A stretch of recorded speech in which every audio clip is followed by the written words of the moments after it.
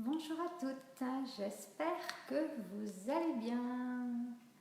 Je vais attendre un petit peu avant de commencer s'il y a des personnes qui ont pu se libérer.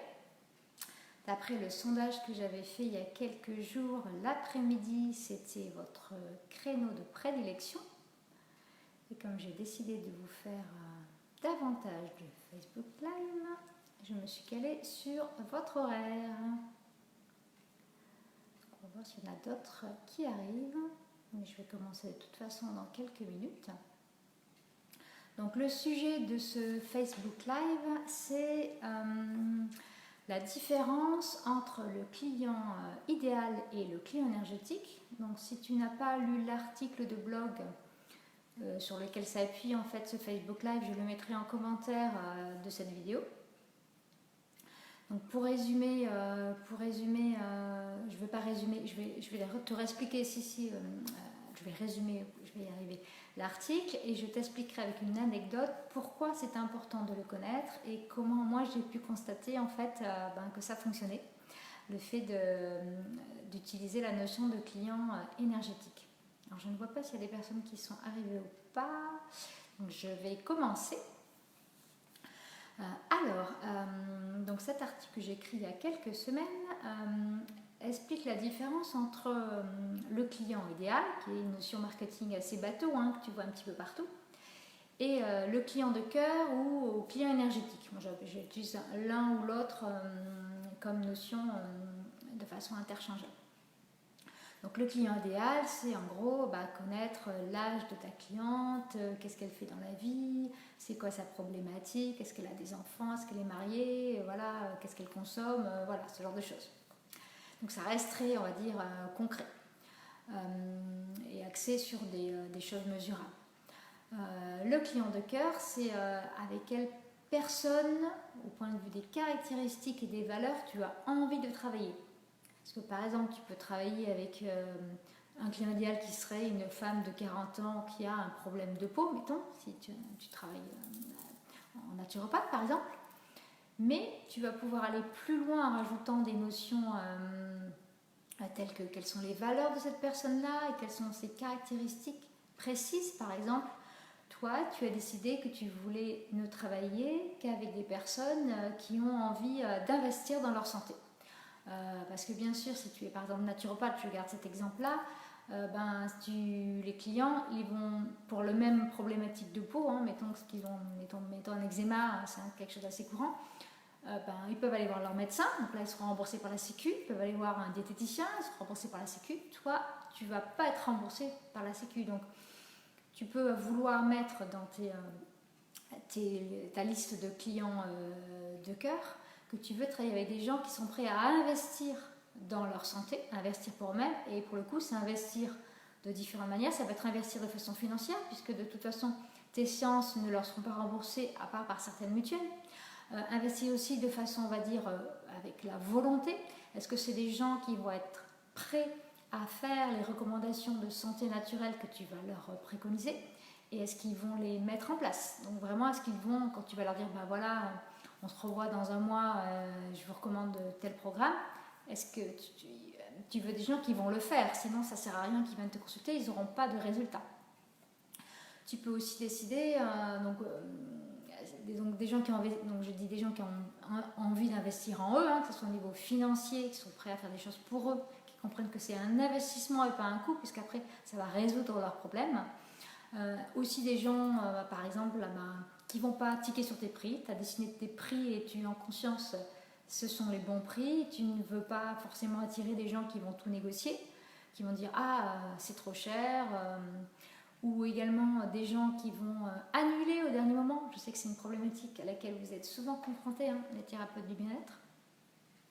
Et du coup, tu peux avoir envie de mettre dans cette liste de qualité de ton client de cœur cette chose-là, c'est-à-dire que je travaille, ma cliente de cœur, plutôt dire au positif plutôt qu'au négatif, ma cliente de cœur est une personne responsable, respectueuse et qui ne va pas annuler mes séances au dernier moment et qui va me prévenir lorsqu'elle a un contretemps. Voilà.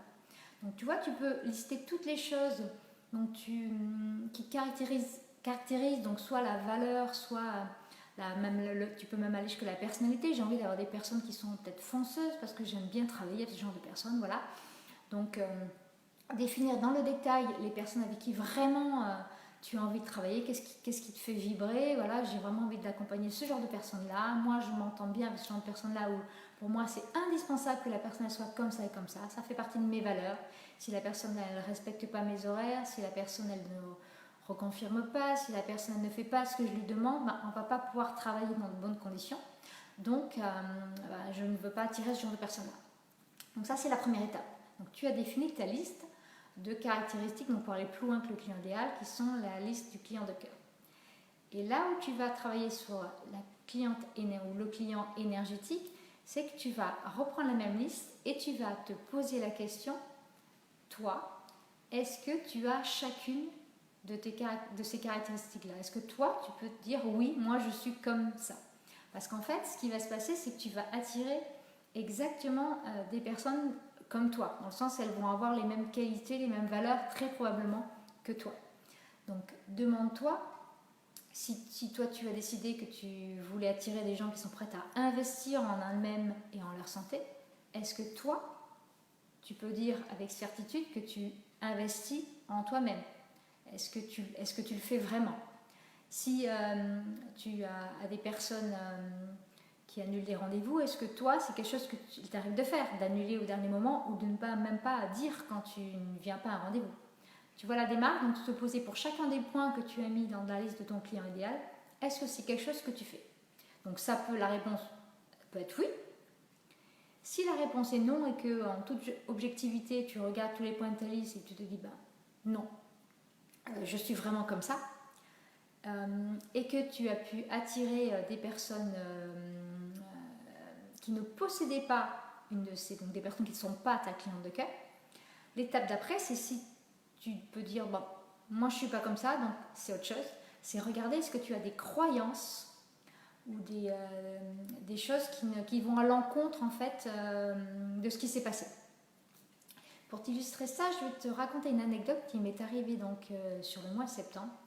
Il y a une semaine, je ne saurais plus te dire exactement laquelle, je crois qu'il y a 2 ou 3 semaines, où j'ai eu des annulations, même pas des annulations, on va dire, donc j'avais fait cet exercice-là de ma cliente de cœur, et dans mes valeurs, moi il y a évidemment le respect, donc j'ai besoin que les personnes elles soient respectueuses de mon temps et de mon énergie.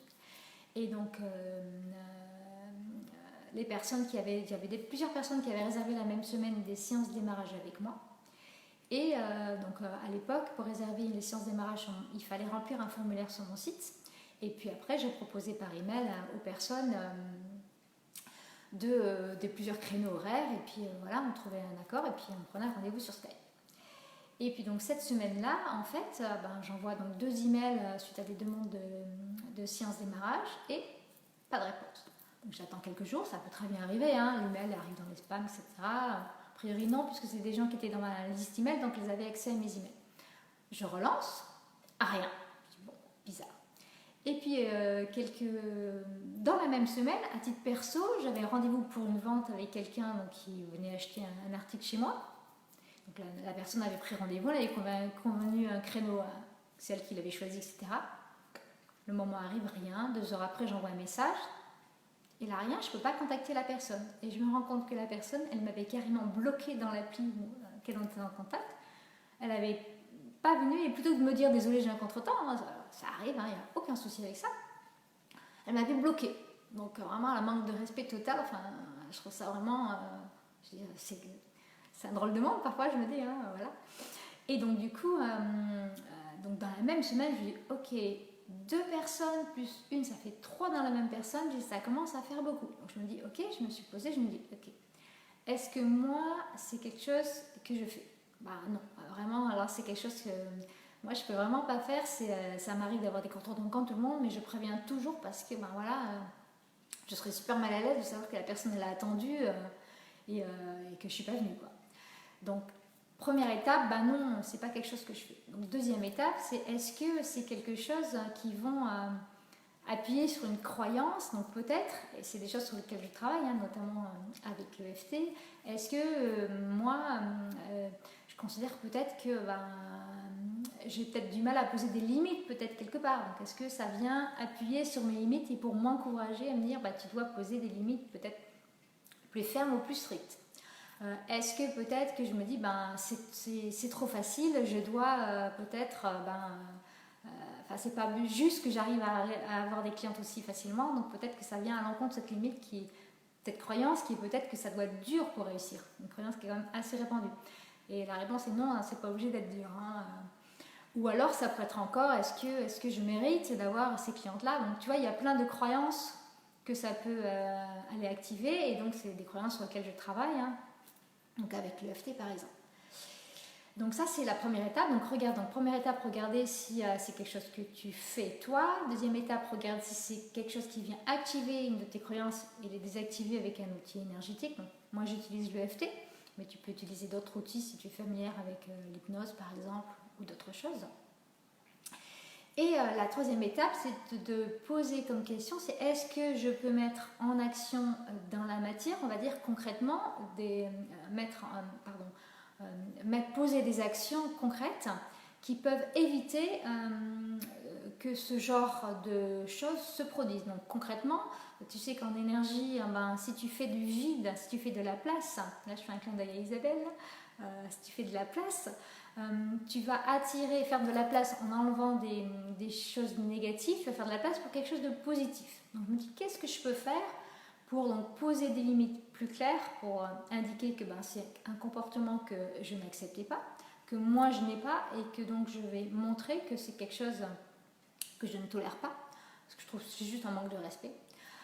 Et donc je me suis dit, qu'est-ce que je peux faire? Et donc j'ai réfléchi, je ne l'ai pas fait tout de suite, j'ai hésité, j'en ai discuté avec une cliente qui me dit, ça me semble tout à fait normal, voilà, pour être sûre quand même que c'était pas... Et donc parce qu'en fait c'est une des personnes qui avait réservé une séance démarrage, donc j'ai vu qu'elle lisait toujours mes emails, donc elle avait bien lu mes emails, comme je disais, il n'y a aucun souci, on peut très bien avoir un contre-temps, pas de problème moi la première, mais par contre ne pas répondre, ça me pose problème.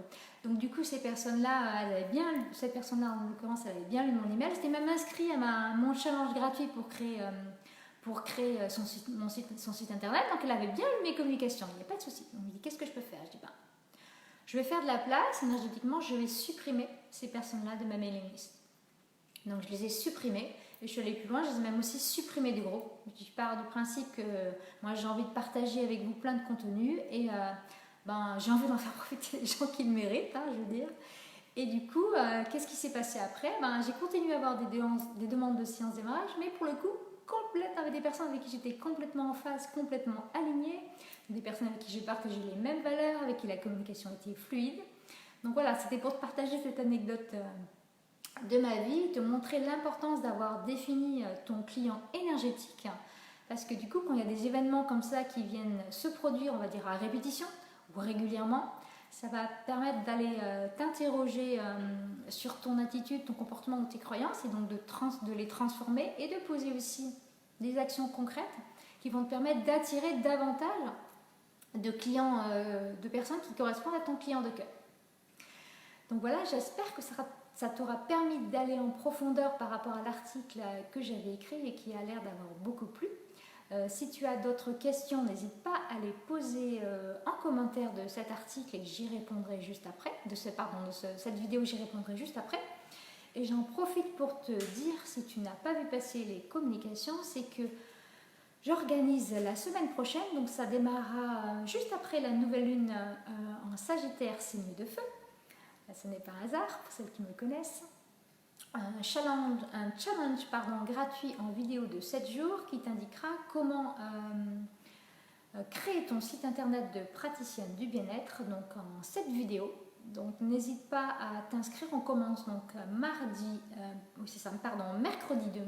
2 octobre. Donc je te remettrai, si tu ne l'as pas vu passer, le lien d'inscription dans les commentaires. Donc voilà, j'espère que tu as appris quelque chose, et si c'est le cas, n'hésite pas à me dire ce qui t'a interpellé en commentaire de la vidéo. Et donc je te retrouverai dans tous les cas la semaine prochaine, parce que je vais faire des lives en lien avec la thématique du challenge créer son site internet, mais dans tous les cas j'en ferai régulièrement, donc n'hésite pas à activer les notifications pour être notifié donc quand je fais des lives en direct. Je te souhaite une très bonne après-midi et je te dis à très bientôt. Au revoir.